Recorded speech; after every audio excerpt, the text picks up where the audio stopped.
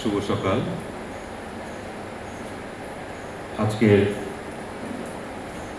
Culture park কর্তৃক আয়োজিত আলো গায়নে আমরা যারা উপস্থিত হয়েছি সবাইকে আমার ব্যক্তিগত পক্ষ থেকে অভিনন্দন জ্ঞাপন করছি এবং কালচারাল পার্কের প্রতিষ্ঠাতা পরিচালক আমাদের পরম কল্যাণজি নান্টুপুরের প্রতি কৃতজ্ঞতা জ্ঞাপন করছি। অনেকে আমরা ধন্যবাদ জ্ঞাপন করি কিন্তু কৃতজ্ঞতা জ্ঞাপন করি না। কেন জানি মনে হয় কৃতজ্ঞতা জ্ঞাপন করলে আমি কেন ছোট হয়ে যাচ্ছি।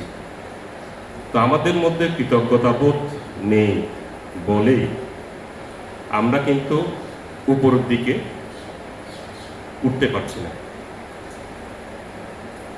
তো আমি কৃতজ্ঞতা জ্ঞাপন করছি আমাকে কিছু বলার সুযোগ দেওয়ার জন্য। আমরা ছোটবেলায় অনেক কিছু করতে পারতাম, অনেক কিছু চিন্তা করতে পারতাম এবং যেগুলো করতাম সেগুলো কিন্তু মনে থাকতো। যেমন সমরেশ মজুমদার করেছি, হুমায়ুন আহমেদ করেছি, আরও কত লেখকের যে বই আমরা পড়েছি এবং সেটা অনেক দিন মনে থাকতো। কারণটা কি? কারণটা হচ্ছে সেগুলো আবার চর্চা হতো। এমনকি একটা সিনেমা দেখলেও সেই সিনেমার কাহিনীও কিন্তু, একটা নাটক দেখলে নাটকের কাহিনীও কিন্তু আমরা বন্ধু বান্ধবের সাথে আমরা শেয়ার করতাম, একজনেরটা একজনে বলতো। তাহলে এবং সেই সব স্মৃতিগুলো কিন্তু অনেক মধুর এবং অনেক দিন এই চর্চাগুলো হতো বলেই হয়তো আমরা আরেকটা কিছু করার, আরেকটা কিছু পড়ার আমরা সাহসগুলো পেতাম। এমনও দিন ছিল যে এক রাতের মধ্যে 2টা বই শেষ করা হতো, কিন্তু কালক্রমে এসে আমরা আস্তে আস্তে সেগুলোকে কিন্তু হারিয়ে ফেলছি। সেটা অনেক কারণেই হতে পারে, বয়সের কারণে হতে পারে, বাস্তব যে বর্তমান বা বাস্তব যে চিত্র, যে সংসারের যে একটা দায়বদ্ধতা থাকে এবং সংসারের দায়বদ্ধতা থেকে আবার প্রজন্মকে শিক্ষা দেওয়ার জন্য, প্রজন্মকে শিক্ষিত করার জন্য আমাদের অনেক কিছু কিন্তু ত্যাগ করতে হচ্ছে। এরপরও কিন্তু আমরা অনেকে কিন্তু সফল, অনেকে কিন্তু আমরা সফল, আবার অনেকে সফল হওয়ার জন্য আমরা চেষ্টা করছি। এখন জীবনের সফল মানুষদের জীবন চারিত যদি আমরা একটু অনুধাবন করি, কেননা আমরা সবসময় আমরা যে অসফল, অসঙ্গতি, নেতিবাচক এগুলো নিয়ে আমরা চিন্তা না করি, আমরা সফলতা নিয়ে চিন্তা করি, সফল ব্যক্তিদের নিয়ে চিন্তা করি, তাহলে হয়তো আমরা কিছু অর্জন করতে পারব। এখন সফল ব্যক্তিদের যে যারা সফল হয়েছেন, আমি তাদেরকে যদি একটু চিন্তা করি আসলে তারা কিভাবে সফল হয়েছে। যদি আমি নান্টুদার কথা চিন্তা করি, তিনি এত বড় কালচারাল পার্ক কেন করেছে?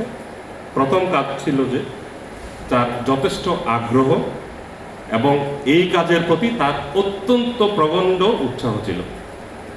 দ্বিতীয় যে কারণটা থাকবে সেটা হচ্ছে অর্থনৈতিক একটা সুষ্ঠু বন্টন। আমরা অনেকে অনেক টাকা পয়সা ইনকাম করি কিন্তু আমরা সুষ্ঠু বন্টনগুলি করি না। আমরা অর্থবিত্ত ইনকাম করে যদি আমরা বসে থাকি, তার যদি সঠিক মূল্যায়নগুলো আমরা করতে না পারি, তাহলে কিন্তু আমাদের সেই সফলতা কিন্তু আসবে না। জীবন সুশৃঙ্খল একটা জীবন। আমি অনেক কিছুই করলাম, অনেক কিছু আহরণ করলাম, অনেক জ্ঞান বৃদ্ধি হলো। এখন আমি আমার জীবনটাকে আমি সুশৃঙ্খল, আমি অনেক লোককে দেখি যে একদম সব কিছু প্রতিষ্ঠিত মানুষ হয়ে তার চলাফেরায় অসঙ্গতি, সেই অসঙ্গতিটা কিন্তু এখানে সফলতার চাবিকাঠি হতে পারে না। সুশৃঙ্খল একটা জীবন।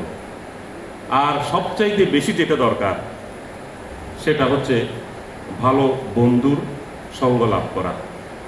এবং আমাদের নান্টুদার মতো কল্যাণজির সান্নিধ্যে থাকা, তার প্রজ্ঞাবান বক্তব্যগুলো শোনা এবং শুনে সেটা জীবনের সাথে মানিয়ে নেওয়া অথবা জীবনকে সেভাবে পরিচালিত করা এবং ওনার সান্নিধ্যে থাকা, যেটা সবচেয়ে 4 নম্বর যেটা আছে যেটা সবচেয়ে গুরুত্বপূর্ণ। এই যে আমরা আজকে আমরা এখানে আসলাম, এই যে কার ডাকে আসলাম, আমরা নান্টুদার ডাকে এসেছি। তো নান্টুদা একটা জিনিস সৃষ্টি করে দিয়েছেন বলে আমরা এসেছি এবং অপরাপর আমরা একটা প্রতিষ্ঠিত জীবনের যারা অনেক অনেক কিছু অর্জন করেছি, সমাজের আলোকিত যারা, আমরা এখানে এসেছি। আমরা একসাথে বসে আবার এই যে চর্চার কথা আমি যে বললাম, যে চর্চা হচ্ছে যে শারীরিক মানসিক আমরা কোথায় কি করেছি, এগুলো অত আমরা মেডিটেশনের আগে কিন্তু অনেক কিছুই আমরা আলোচনা এগুলো হয়। তো এই জিনিসগুলোকে, এই চর্চা জিনিসগুলোকেই আমি সফলতার একটা চাবিকাঠি আমি মনে করি।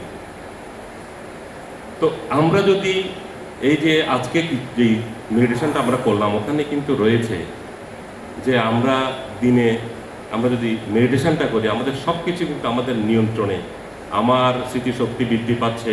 এই যে আমি বললাম এখন পড়ালেখা করলেই সেটা কিন্তু মনে থাকে না, কিন্তু আমরা কিন্তু ওই জীবনে ফিরে যাওয়ার জন্য আমরা কিন্তু সঠিক পথটাই কিন্তু আমরা বেছে নিয়েছি। এখন কিন্তু চর্চার সময়, না হলে আমরা কিন্তু আবার আমরা কিন্তু আবার সেগুলোকে আমরা হারিয়ে ফেলব। আমাদের যদি এগিয়ে যাওয়ার যদি প্রবণতা থাকে, তাহলে আমাদের একবার না একবার একটু হোঁচট খেতে হবে। আমি যদি সাঁতার কাটতে যাই, সেই সাঁতারে কিন্তু আমার মনে রাখতে হবে যে আমাকে অবশ্যই পানিতে ডুবে যেতে হবে, হয়তো বা পিছন দিকে কেউ আমাকে টান দিয়ে পিছনে নিয়ে যাবে, অথবা আমি যদি সাইকেল শিখতে যাই, আমি সাইকেল থেকে পড়ার আমার সম্ভাবনা থাকবে। এই সবগুলো চিন্তা করে আমার এগিয়ে যেতে হবে। আমি যদি পরোপকারী হই, আমার কাছে একটা সমালোচনার একটা ঝড় আসবে, সেটাই আমার থেকে বিশ্বাস করতে হবে। আমার থেকে চিন্তা করতে হবে আমি আসলে কিভাবে আমার নিজেকে প্রতিষ্ঠা করতে পারবো। আমার একটা বক্তব্যে অথবা এত বড় প্রতিষ্ঠানের সান্নিধ্যে থেকেও যদি আমি নিজেই আমার নিজের বিষয়গুলি যদি আমি অনুধাবন করতে না পারি, তাহলে আমি কোনোদিন আমার নিজের প্রতি আমার মূল্যায়ন, আমার নিজের প্রতি যে আমি যে অনেক কিছু জানি, আমি যে অনেক কিছু আহরণ করার চেষ্টা করছি, সেটা কিন্তু কোনোদিন আমি সেটা সফল হতে পারবো না। আরেকটা মানুষ যদি কোনো কিছু করতে যায়, আসলে সেটা প্রশংসা করার জন্য বা প্রশংসা পাওয়ার জন্য করা কিন্তু উচিত নয়। কোনো কিছু করতে গেলেই আবার দুর্নামের ভাগীও হতে হবে। যারা কিন্তু কিছু না করে একদম বসে থাকে নিজের জন্য, শুধু আত্মীয় পরিজন ব্যতীত ওর নিজের জন্য, নিজের পরিবারের জন্য যার সময়টুকু ব্যয় করে, তার কোনো কিন্তু বদনাম বা তার প্রতি কোনো ঈর্ষান্বিত কেউ কিন্তু হবে না। কিন্তু যখনই আমি রাস্তায় নামি, যখনই আমি কারোর জন্য কিছু করতে যাব, অপরের জন্য কিছু করতে যাব, সমাজের জন্য কিছু করতে যাব, তখন একগাদা অভিযোগ এটা কিন্তু আমাদের আসতে হবে। তো এইগুলো যদি আমরা উত্তরণ করতে পারি, সত্য কথা বলতে কি যশ অযশ, নিন্দা প্রশংসা, এগুলো যদি আমি অনুধাবন করতে পারি, এগুলোতে যদি আমি স্থির থাকতে পারি, আমি প্রকৃত মানুষ হয়ে এই সমাজে আলো ছড়াতে পারব। সম্মানিত সুধী, আজকে আমরা এই আলোকায়নে প্রতি সপ্তাহে যে আলোকায়নে আমরা আসি, আলোকায়ন থেকে আমরা কিছু না কিছু আমরা আহরণ করি।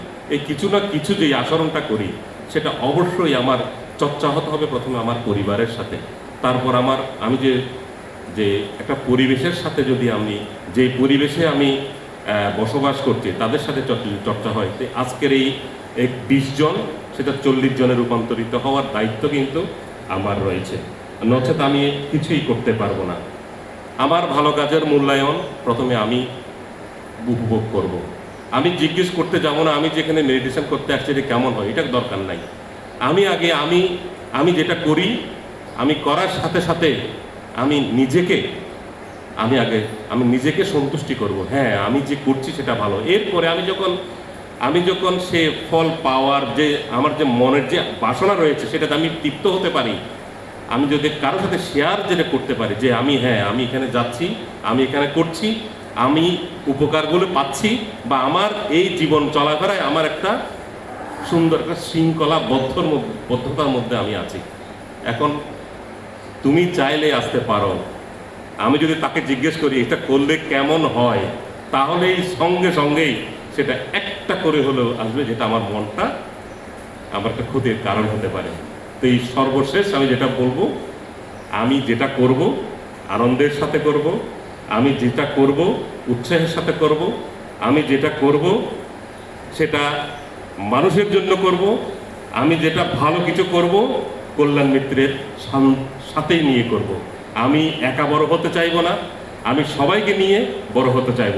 আমরা স্বর্গে যেতে চাই, কেউ বলি না যে আমি স্বর্গে যাওয়ার আগে আমার পরিবেশ থেকে আমি স্বর্গ করে নিয়ে তারপর আমি স্বর্গে যেতে চাই। সবাইকে ধন্যবাদ, কৃতজ্ঞতা। যদি কোনো ভুল ত্রুটি হয়ে থাকে ক্ষমা সুন্দর দৃষ্টি কামনা করছি। ধন্যবাদ সবাই।